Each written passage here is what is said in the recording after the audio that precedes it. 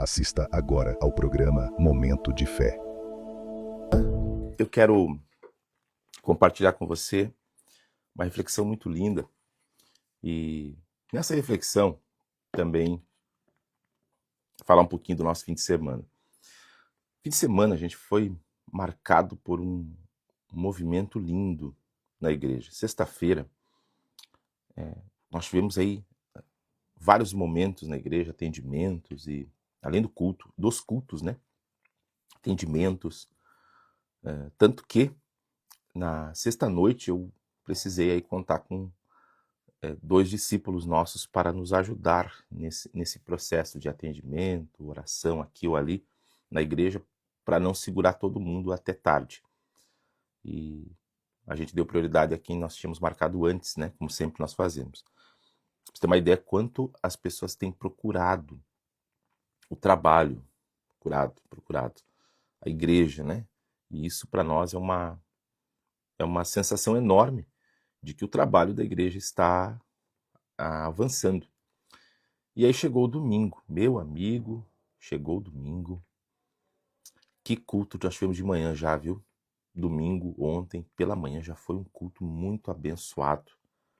É uma reunião assim que, inclusive eu tenho percebido as reuniões da manhã, que são tecnicamente reuniões menores, né? Mas elas não estão sendo tão menores mais, elas estão crescendo.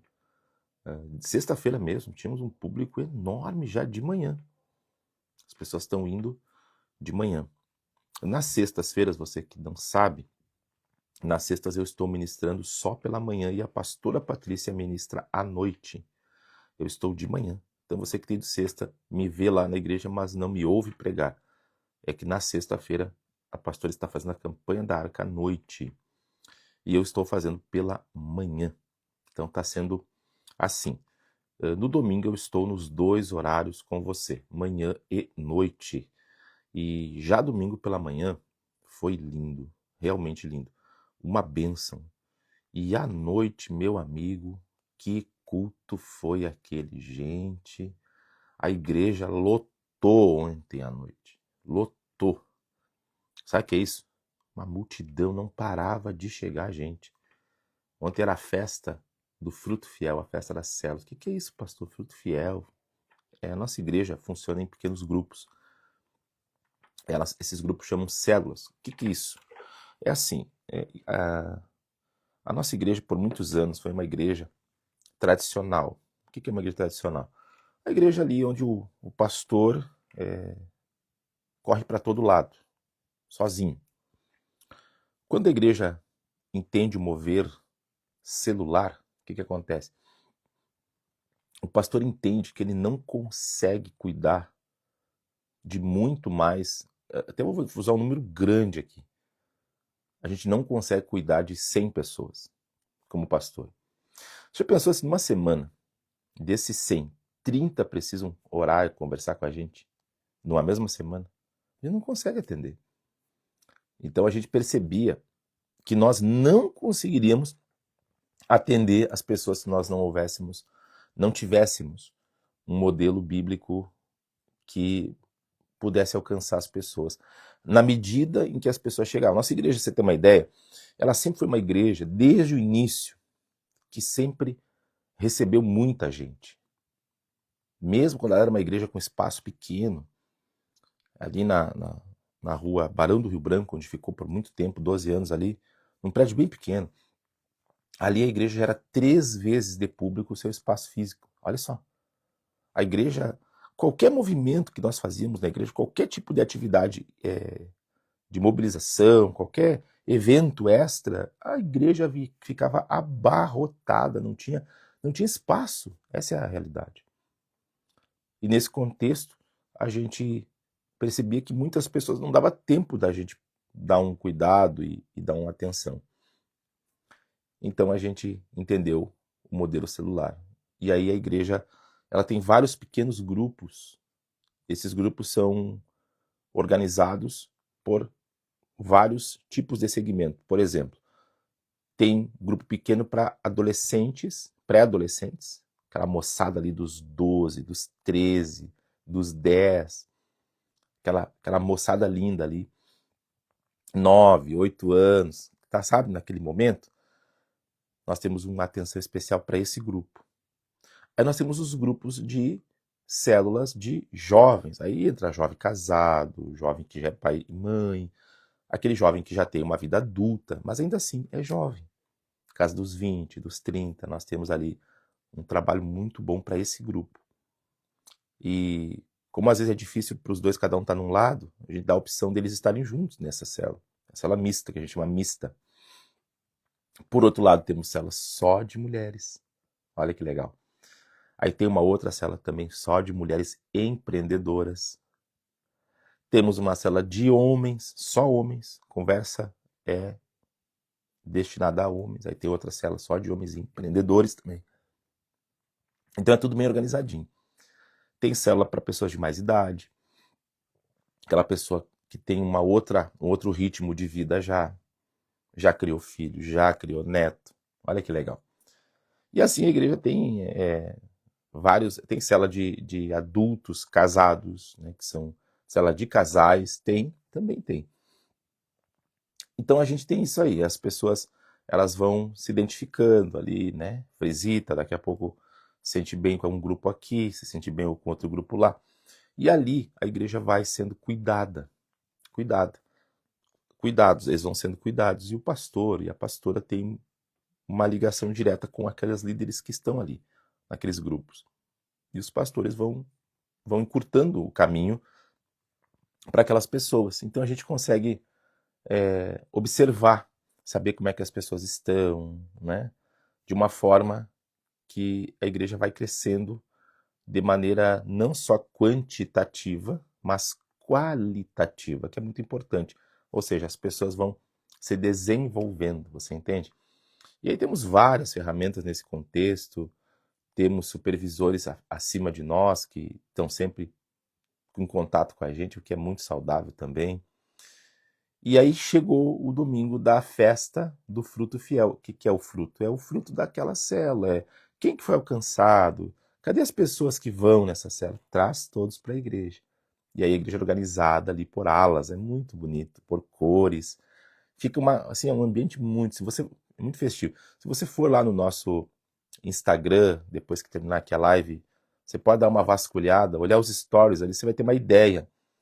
E você que nunca foi, ou você vem de um conceito de igreja, que a igreja é algo parado, algo mais, né, formal, algo tradicional, algo meio conservador ao extremo, até antigo, você vai ficar um pouco impressionado, porque é bem diferente.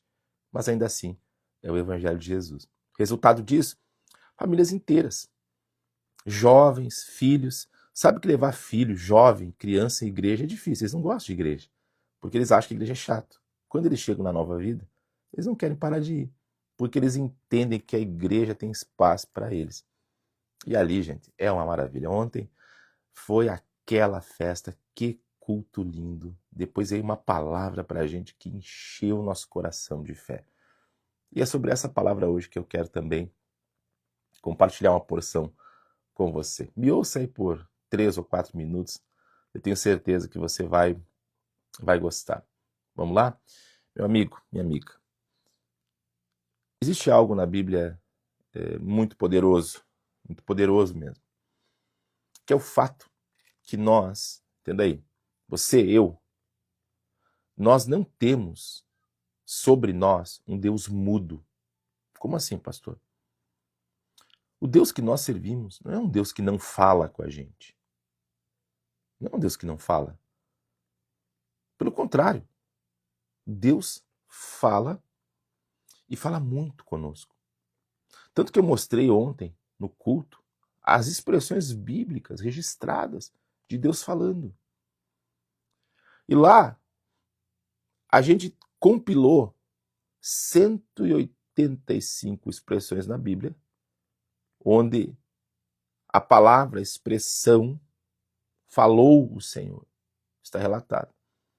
Outras 435 vezes, aí, olha isso, onde diz, assim diz o Senhor. Ou seja, está mais do que comprovado que Deus sempre se comunicou com o ser humano. Aí eu te pergunto, você que está me ouvindo hoje, acredita que quando Deus fala as coisas mudam e se transformam? Acredita? Pastor, acredito? Ok. Tem conseguido ouvi-lo? Você consegue ouvir com clareza quando Deus está aqui te guiando, te ajudando, te orientando? Pastor, eu acho que eu não sei bem como é que é. Pois então, Deus ele fala no espírito com as pessoas. Ele usa vários meios para falar para a gente. E eu entendi que durante muito tempo, não é que Deus não fala. A gente tem a impressão que Deus não fala com a gente. Deus fala. A questão é que por muito tempo nós não soubemos ouvir sua voz. E quando a gente não ouve, não consegue ouvir o que Deus está falando, invariavelmente nós vamos ouvir vozes erradas. Você vai ouvir a voz do invejoso, a voz da maldade, a voz do engano, a voz do mal. Eu já atendi muita gente na igreja, você tem uma ideia, um fato até curioso e impressionante ao mesmo tempo. Eu já atendi na igreja muita gente que ia tirar a vida. Inclusive pessoas que falhou a tentativa de suicídio. E numa conversa eu perguntei, meu Deus, o que te levou a fazer isso? Como que é? Eu nunca passei por isso, eu não tenho ideia, então me explica.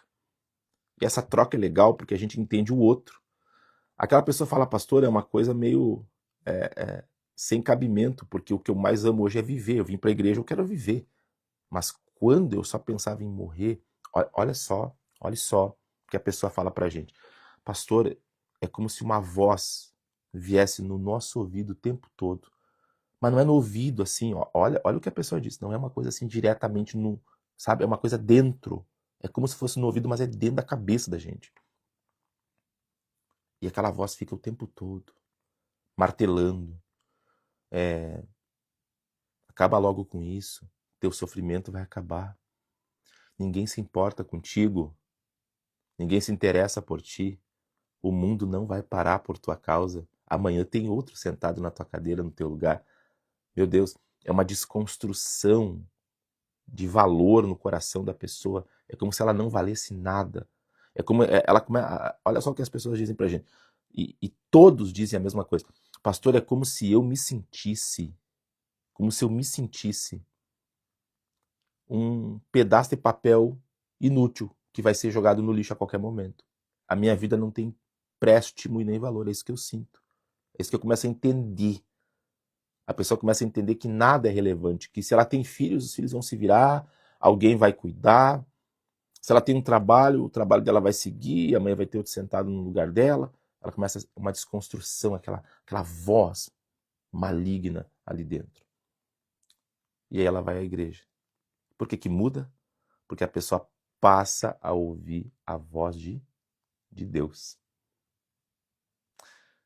Tem um texto bíblico muito interessante, eu quero compartilhar com você. Falamos um pouco dele ontem na igreja. Creio que é válido para hoje.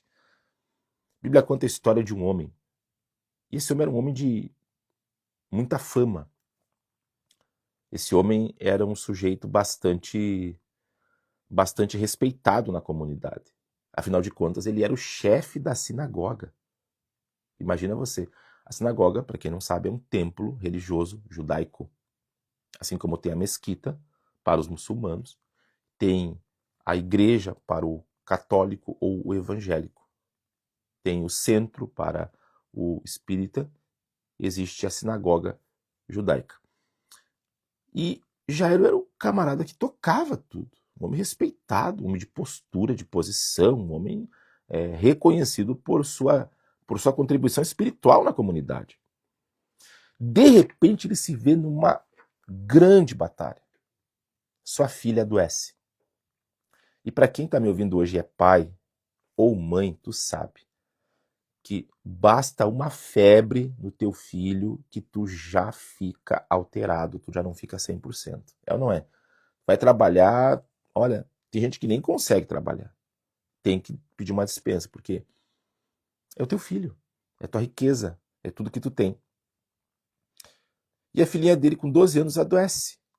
Adoece e começa aquela jornada. Médico, consulta, exame, e a criança só piora, piora, piora, piora. Chegou um ponto que ele viu que as coisas estavam indo para o fim. Ele olhou para a criança, os médicos dizendo, olha, Jairo, sinto muito. Eu não consigo fazer mais nada. Não dá. Jairo corre até Jesus. Jairo corre até lá. Chega desesperado, Jesus, ajuda. Minha filha está morrendo. Por favor. Jesus fala, eu vou lá. Então vamos. Quando Jesus vai na direção da casa de Jairo, acontece um milagre ali no caminho. Uma mulher, uma doença há 12 anos, toca na hora do manto dele, que ela vinha dizendo isso, eu tocar na hora do manto vou ser curada, e ela recebe a cura. Jesus sente a cura, para a caminhada e quer descobrir quem é, ele quer extrair o testemunho.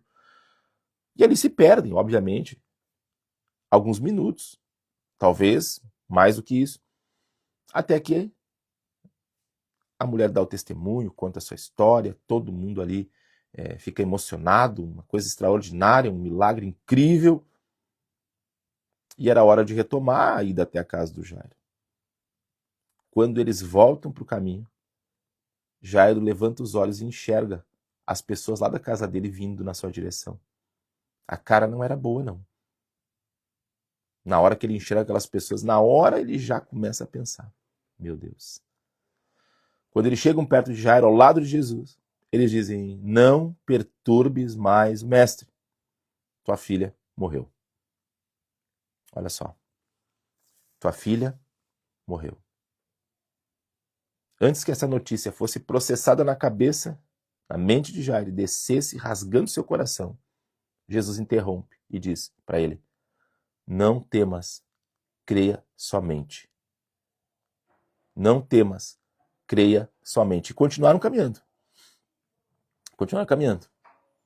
Você tem ideia da cabeça desse homem pensando mil coisas. E agora? Jesus se atrasou, eu vim até aqui. Se ele tivesse vindo rápido, talvez eu tivesse chegado lá antes dela morrer. Meu Deus, ele atrasou. Meu amigo, minha amiga, Deus não se atrasa. Entenda isso. Deus não se atrasa, Deus não erra. O grande acerto de Jairo foi estar com Jesus ali, do lado dele. Isso mudou tudo, completamente. E ali, olha só, quando eles chegam à casa, já está acontecendo o velório. Era verdade, ela tinha morrido. Jesus chega, vê aquela cena e libera uma palavra. Olha, eu falei para você, quando Deus fala as coisas mudam, Jesus falou assim, ela não está morta, ela dorme. Quando ele falou isso, teve gente que deu aquele riso do deboche. Como assim? Esse cara é maluco, ele é doente, que está falando aqui besteira. Claro que a guria está morta. Jesus viu ali que havia aquele zum, zum, zum, mandou sair todo mundo da sala do velório. Sai todo mundo aqui. Que era a mãe, o pai e os 3 que vieram comigo e ninguém mais. Você imagina, aquelas pessoas devem ter odiado. Imagina o tio ali do lado, oh, o cara tá me tocando da sala do velório da minha própria sobrinha, é isso mesmo? O avô, o que é isso? Minha neta? Sai todo mundo daqui. Por que Jesus fez isso? Porque aonde tem gente que não está na mesma fé e não crê, não agrega. Você acha que Jesus fez a coisa certa? Ah, eu com certeza acho, pastor. Tirou para fora da sala quem desagrega. Ele não suportou quem desagrega. Por que a gente suporta então? Nós somos acostumados a suportar quem sempre está sabotando nossos projetos. Por que a gente faz isso? Tira fora do caminho. Passa para o lado de lá. Tira da sua presença, se você pode. Foi o que Jesus fez. E ali, olha o que Jesus fez. Ele vai, segura a mão da menina, já morta. Ele libera uma palavra aramaica, que significa menina, eu te digo, levanta. Ele não orou pela moça, ele apenas liberou uma palavra. A moça se levantou e começou a andar. E saiu da sala e todos ficaram apavorados. Admirados é a palavra que está na Bíblia. E onde é que essa história se junta com a minha e com a tua? Quando Deus fala com você, entenda aí, Ele pega da sua mão. Quando Ele fala contigo, Ele te levanta. Você tem que se levantar. Olha, na igreja tem muito disso. É muita gente se levantando. De tudo que é situação que você imagina. Pastor, uma pessoa pode numa igreja não se levantar só se ela não ouvir o que Deus está falando. E ela não é obrigada a escutar. Ela pode ouvir, mas não dá ouvido. Tá entendendo?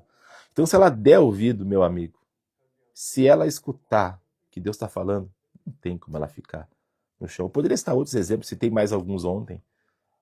Mas o fato é esse. Se Deus fala contigo, você dá ouvido, você levanta. Levanta e começa a andar. Sua vida começa a andar. Então eu quero perguntar o que tem que andar na sua vida, o que ainda não está andando, o que tem que se levantar. Pastor, eu caí numa humilhação terrível, eu passei por isso, eu perdi meu carro, eu perdi minha casa, eu perdi minha esposa, meu casamento. Ok. Pastor, fizeram maldade para mim. Ok. Você não tem culpa do que os outros fizeram. Alguém te derrubar não é culpa sua. Mas eu tenho que te falar, você ficar no chão aí é culpa nossa. Então levanta hoje. Pastor, como eu posso me levantar? Acabei de te dizer. Ouvindo que Deus quer falar contigo. Sabe por que tanta gente vai até a nossa igreja? Porque essas pessoas querem ouvir Deus falar com elas. É isso que muda tudo. Então vem estar com a gente. Nós temos aí células durante a semana, nós temos cultos, sexta, domingo tem programações, sábado tem vigília. Gente, é tanta coisa para cuidar de você. Espero que essa palavra de hoje tenha te despertado. Que você também se levante. Se alguma coisa em você perdeu a vida, seus sonhos estão sem vida, sua casa está sem vida, sua empresa está sem vida, seu casamento está sem vida. Vamos mudar esse jogo? Vamos virar esse jogo? Vamos? Então, vamos ao momento da oração. Vamos falar com Deus. Meu Deus e meu Pai, quanta gente me ouvindo e precisando ouvir a Tua voz. Escutar o que o Senhor quer falar. Entender sua direção. Entender sua vontade. Entender o que o Senhor espera de nós. Ajuda esse homem, essa mulher, essa criança, essa família, esse empreendedor, esse empresário, esse desempregado. Essa pessoa num leito de hospital ou doente mesmo em casa. Ajude a todos e dê uma semana de coisas boas. Oramos, consagramos a água perto do rádio, oro pela foto que representa o filho, Senhor, esse filho representado, a chave da casa que representa o lar, a do carro, Senhor, que representa a ida e a volta da tua filha. Abençoe a todos em nome de Jesus. Amém e amém.